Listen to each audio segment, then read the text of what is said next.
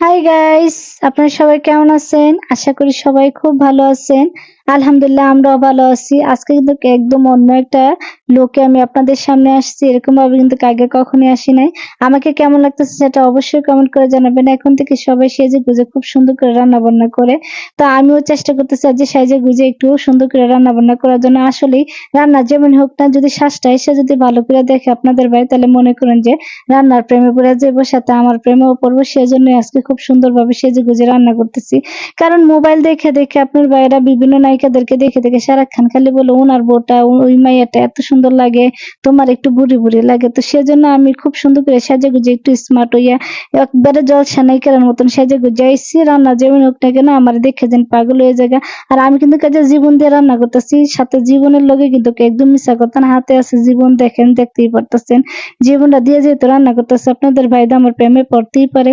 আর বিশেষ করে আমি কিন্তু আমার বাইর বোরাতে শিখছি এমন সাজে গুজে রান্না বান্না করাটা। কারণ আমার বাইরে আইলে বাইর বোরা এমন সুন্দর করে সাজে গুজে থাকে গো, সাজে গুজে থাকে একবারে কালা জাদু করে লাই বোনের আরো বুলে জায়গা বাইরা। তো দিয়ে আমি একটু চেষ্টা করতেছি এই অভিনব পদ্ধতি প্রয়োগ করে দেখে আপনাদের বাইরেও আমার প্রেমে ফেলাইতে পারি কিনা।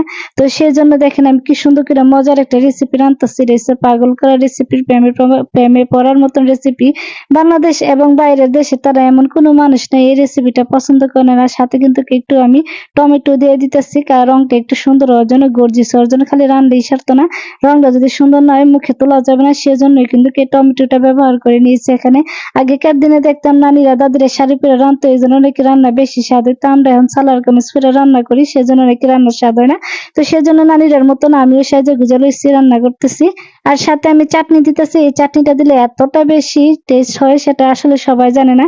যার কারণে আজকে আমার ভিডিওতে আমি দেখাই দিতেছি কিভাবে চাটনি দিয়ে খুব সুন্দর করে রান্না করতে হয়। এই চাটনিটা দিলে এত বেশি টেস্ট হয়, যেটা আমি ভাষায় প্রকাশ করতে পারতেছি না। ও আমার বাইর বউরা, তোমরা কিন্তু চাটনিটা দিয়ে রান্না করো, তাহলে কিন্তু বাইরে পাগল হয়ে যাবো গা। বর্তমান যুগের বাইরেরা কিন্তু কেমন সুন্দর করে রান্না সাহায্যে কিন্তু আমার বাইরারে পাগল করে, যা কালা জাদু করে। তো আমিও চেষ্টা করতেছি বাইরবরাতে শিখে আমার বাইরের কালা জাদু করতাম। আসলে কি আর করবো, কিছু করার নাই। এখন বাইরবরা তো কালা জাদু করে লাই, বোনেরা বুঝলে লাই, মারে বুঝলে লাই, সবারে বুঝলে লাই। তো আমিও চেষ্টা করতেছি আমিও পারি কিনা কালা জাদু করতাম। আসলে আমি যখনই যাই কালা জাদু করতাম, তখনই আমি একটা ফেল মারে ঠুকুস করে ফিরে জায়গা।